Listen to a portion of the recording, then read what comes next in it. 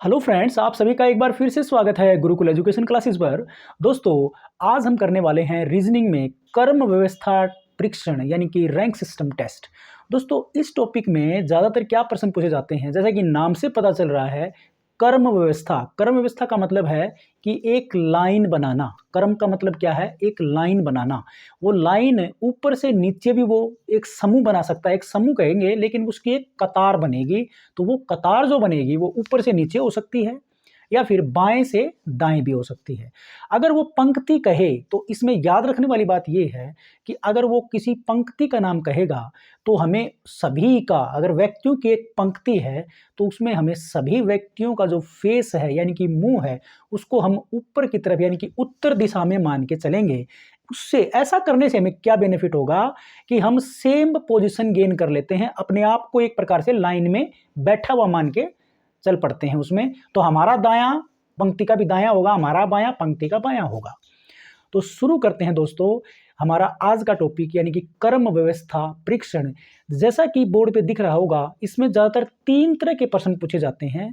3 तरह के प्रश्नों में पहला जो टाइप हमारी है, जैसा कि बोर्ड पे दिख रहा है, हमारा पहला टाइप है कि किसी एक व्यक्ति या फिर 2 व्यक्तियों की दाईं तरफ से या फिर बाईं तरफ से जो है पोजीशन बताई जाएगी और आपसे कुल व्यक्तियों की संख्या पूछेगा, या फिर इसके साथ साथ एक व्यक्ति या 2 व्यक्तियों की दाएं तरफ से पोजीशन बताएगा, कुल व्यक्तियों की संख्या बताएगा। तो फिर वो बाएं तरफ से आपकी पोजीशन पूछेगा या बाएं तरफ से व्यक्ति की पोजीशन पूछेगा, या फिर तीसरी आप समझ गए होंगे, कुल व्यक्तियों की संख्या दे देगा, एक व्यक्ति की दाईं तरफ से उसकी पोजीशन बता देगा, तो उसकी बाईं तरफ से पोजीशन क्या होगी। दाएं कहेगा तो बाईं तरफ से पूछेगा, बाएं कहेगा तो दाईं तरफ से पूछेगा। तो जैसा कि मैंने 3 प्रश्न पहले से बोर्ड में इसलिए लिखे हैं ताकि हमारा टाइम बच सके। तो फर्स्ट टाइप जो हमारी ये है कि फर्स्ट क्वेश्चन जो हमारा है यानी कि एक व्यक्ति की विपरीत मान ज्ञात करना। एक ही व्यक्ति का पोजीशन दिया जाएगा। जैसे कि पहला प्रश्न है, विद्यार्थियों की कतार में राहुल बाएं से 15वें स्थान पर है। देखिए 15वें स्थान पर है, दाएं से, ये बाएं से 15वें स्थान पर है, दाएं से 11वें स्थान पर है, ये 11वें स्थान पर है।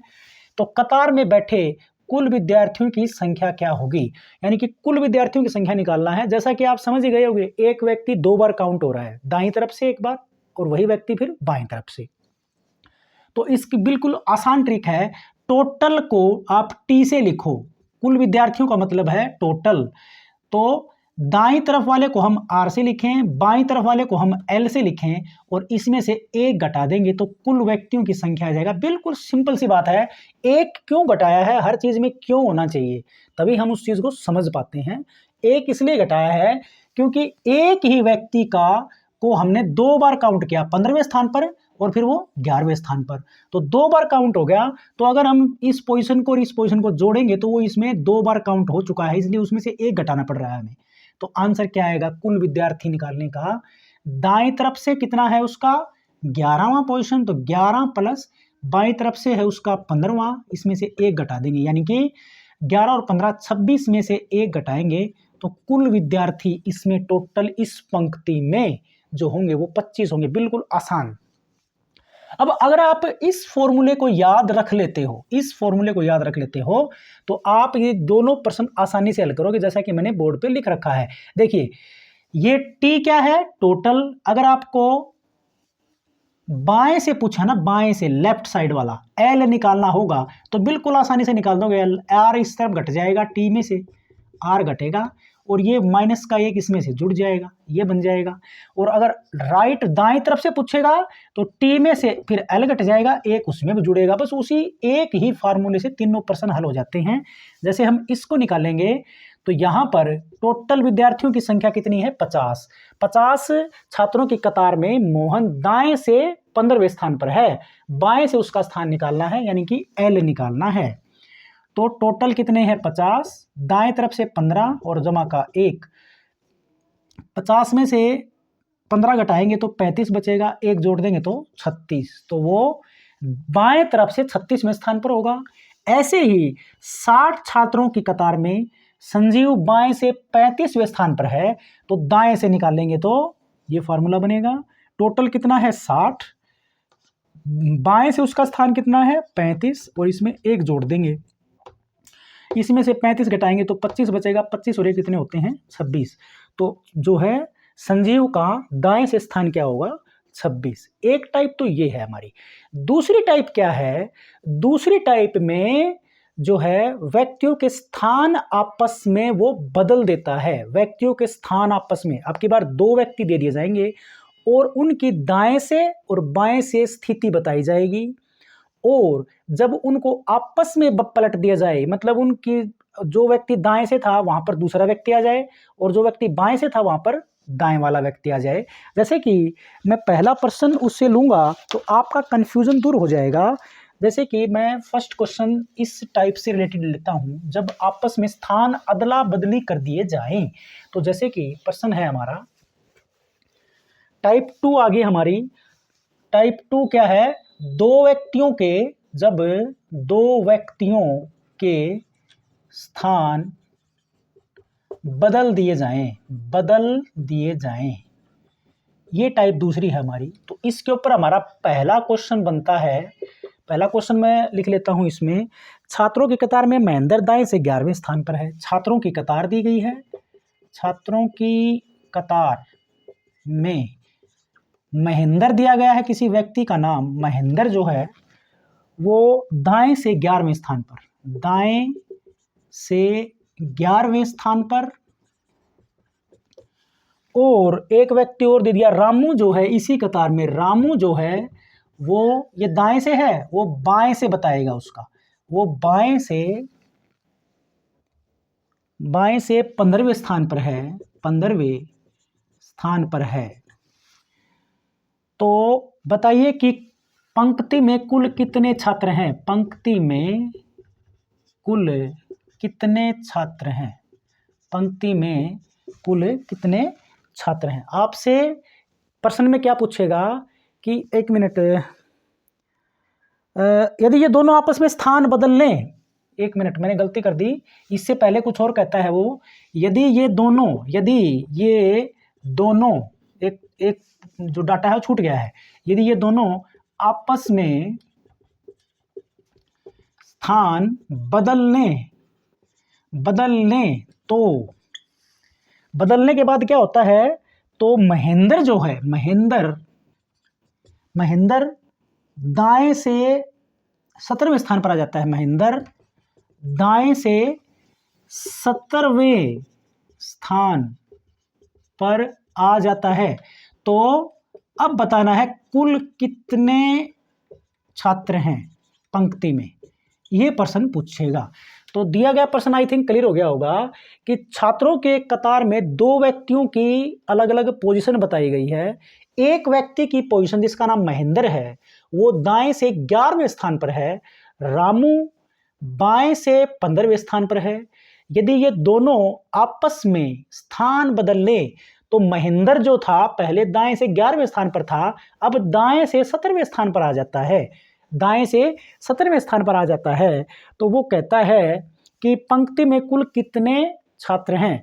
तो बिल्कुल सिंपल मेथड है इसका कि आपको क्या करना है, जिस व्यक्ति का, एक व्यक्ति जो जिसका स्थान बदलने से उसका नया स्थान मिल जाता है वो अंक, तो नया स्थान जो उसको कितना मिला है 17, और दूसरे व्यक्ति का, देखो जिस व्यक्ति का आपने नए वाले का स्थान लिया है वो छोड़ देना है, दूसरे वाले का पुराने वाला, मतलब एक व्यक्ति का नए वाले का स्थान प्लस में दूसरे व्यक्ति का पुराने वाला। अब ये स्थान किसका है, ये स्थान है महेंद्र का।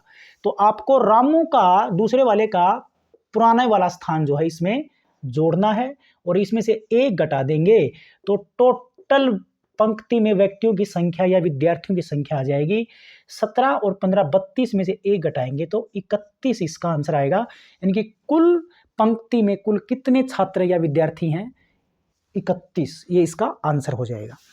इसके अंदर अब दूसरी टाइप हम कर लेते हैं। दूसरी टाइप क्या है, मैं ये एक प्रश्न लिख लिया, अब हम इसी में ही चेंजेस करेंगे। प्रश्न में कहता है कि छात्रों की कतार में नरेंद्र जो है, अब की बार ये महेंद्र जो है यहां पर ले लिया नरेंद्र, देखिए टाइप अलग है, ये ध्यान से देखना। नरेंद्र दाएं से 11वें स्थान पर है, दाएं से 11वें स्थान पर ही दे रखा है। रामू बाएं से 15वें स्थान पर है। रामू नाम सेम है, रामू जो है रामू बाएं से 15वें स्थान पर, ये सेम है एज इट इज दिया। यदि दोनों आपस में स्थान बदलें तो नरेंद्र दाएं से 17वें स्थान पर, तो नरेंद्र अब की बार दोनों आपस में स्थान बदल लें तो ये महेंद्र की जगह पे नरेंद्र आया, बस और कुछ नहीं आया। नरेंद्र दाएं से अब की बार भी 17वें स्थान पर आ जाता है। तो कहता है कि कतार में रामू की बाएं से कौन सा स्थान होगा। तो अब की बार कुल नहीं पूछ रहा वो, अब की बार बाएं से रामू का स्थान पूछेगा, रामू का स्थान कौन सा होगा, यानी कि रामू की पोजीशन पूछता है, रामू की क्या पोजीशन होगी बाईं तरफ से। तो बिल्कुल सिंपल तरीका है, आपको क्या करना है कि जिस भी व्यक्ति का नई पोजीशन आई है उसकी पोजीशन में वृद्धि हो रही है तो हमें वृद्धि करनी है दूसरे का निकालने के लिए, और अगर उसमें कमी हो रही है तो उसको दूसरे वाले में भी कमी करनी है। अब देखिए इस प्रश्न में जो रामू है, यानी नरेंद्र जो है दाएं से 17वें स्थान पर आ गया, पहले ये 11वें स्थान पर था। तो वृद्धि कितनी हुई इसकी स्थिति में वृद्धि रामू की, इसकी नरेंद्र की स्थिति में वृद्धि हुई या बदलाव कितना हुआ वो हम निकाल लेंगे। पहले वो 11वें स्थान पर था, अब वो 17वें स्थान पर आ जाता है, तो 17 में से 11 घटाएंगे तो 6 स्थान की वृद्धि हुई।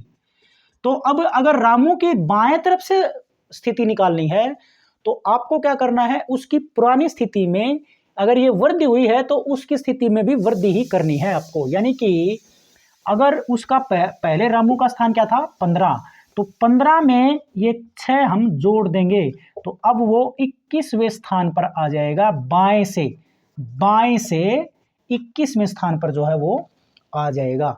अगर कमी करता तो हम यहां पर घटा देते। ये बात थी। तीसरा प्रश्न इसमें क्या पूछा जाएगा, तीसरा प्रश्न ले लेते हैं, आई थिंक इसमें कोई डाउट नहीं होगा। तीसरी टाइप क्या है कि छात्रों की कतार में देवेंद्र दाएं से 11वें स्थान पर है। तीसरा प्रश्न है देवेंद्र जो है वो दाएं से 11वें स्थान पर, देवेंद्र यहाँ नरेंद्र की जगह पर क्या दे दिया, अब की बार देवेंद्र दे दिया। देवेंद्र दाएं से 11वें स्थान पर है, रामू बाएं से 15वें स्थान पर ही अब की बार फिर दे रखा है। यदि ये दोनों आपस में स्थान बदल लेते हैं तो देवेंद्र अब की बार नरेंद्र की जगह पे फिर क्या हो जाता है देवेंद्र, ये समझाने के लिए ही है, बस नाम चेंज किया है। देवेंद्र दाएं से 17वें स्थान पर फिर आ जाता है। वो कहता है कि बताइए कि कतार में दोनों के बीच कुल कितने छात्र हैं, दोनों के बीच के छात्र बताने हैं आपको। तो कैसे निकालेंगे, बिल्कुल आसान तरीका है इसका कि जिसका स्थान, जो नया स्थान मिला, इस स्थान का पुराने वाले स्थान का अंतर, जैसा कि पहले वाले प्रश्न में हमने निकाला था, ये 6 आया क्योंकि देवेंद्र पहले 11वें स्थान पर था और अब स्थान बदल देने से आपस में देवेंद्र और रामू का वो उसके स्थान में 6 स्थानों की वृद्धि हुई। ये जो 6 स्थानों की वृद्धि है, इसी वृद्धि से हमें ये पता चल जाएगा इनके बीच के छात्र कितने हैं। हमें क्या करना पड़ेगा, इस वृद्धि में से 1 घटा देना है, सिर्फ क्या करना है 1 घटा देना है। तो इनके बीच के छात्रों की, यानी कि यहाँ पर हमें बीच के छात्र बताना था, इनके बीच के छात्र तो बताएंगे तो क्या पता चलेगा, उससे क्या आएगा कि जितनी वृद्धि इस एक व्यक्ति की, जिस व्यक्ति का नया स्थान दिया गया है उसका अंतर निकालेंगे पहले वाली पोजीशन का और नए वाली पोजीशन का, तो उसमें से 1 जो है घट जाएगा। तो 1 घटाएंगे तो इनके बीच के छात्रों की संख्या आ जाएगी जो कि 5 हो जाएगी। ये टाइप थी हमारी दूसरी। तीसरी टाइप जो हमारी ये है कि यदि बीच के व्यक्तियों की संख्या भी दे दी जाए तो कुल व्यक्तियों की संख्या अगर पूछेगा, तो जैसे कि एक प्रश्न ये भी हम कर लेते हैं, जैसे कि प्रश्न हमारा क्या है कि एक कतार में राम का स्थान, देखो कतार जो है, कतार तो देगा ही देगा, कतार में राम का स्थान दिया है, एक तो राम का स्थान दिया है, और राम का स्थान क्या दिया है, राम का स्थान दिया है दाएं से 20वां स्थान दिया, 20वां है। और दूसरा व्यक्ति क्या दिया है, श्याम, दूसरा व्यक्ति दिया है श्याम का स्थान जो है वो दिया है बाएं से 15वां, बाएं से 15वां स्थान दिया उसने, बाएं से उसका स्थान 15वां है। तो इन दोनों के बीच दो छात्र हैं। आगे क्या कहता है, इन दोनों के बीच, इन दोनों के बीच क्या दिया गया है, इन दोनों के बीच दो छात्र हैं, दो छात्र हैं, इन दोनों के बीच क्या है, दो छात्र हैं। तो कतार में कुल छात्रों की संख्या बताना है। कतार में कुल छात्र कितने हैं, कुल छात्र निकालना है।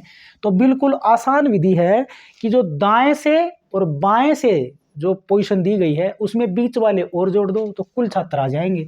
बिल्कुल आसान विधि है। कुल छात्र या अधिकतम छात्र निकालने का क्या फार्मूला बनेगा, दाएं से प्लस बाएं से और उसमें बीच वाले मिडल के लिए m ले सकते हो आप, ये जोड़ देंगे तो कुल छात्रों की संख्या जो है आ जाएगी। यानी कि 20 प्लस में 15 प्लस में ये 2, 15 और 20 35 और 2 37। तो कुल छात्रों की संख्या कितनी आ जाएगी, 37 आ जाएगी। तो ये टाइप्स थी, बहुत ही आसान मैं कहूँगा। ये छोटी छोटी ट्रिक्स अगर आप याद रखते हो तो आपका कोई भी प्रश्न अटकने नहीं वाला है। तो ये था हमारा आज का कर्म व्यवस्था परीक्षण। आशा करता हूँ वीडियो पसंद आया हो तो ज़रूर लाइक करिए और चैनल को ज़रूर सब्सक्राइब करिए। Thanks for watching.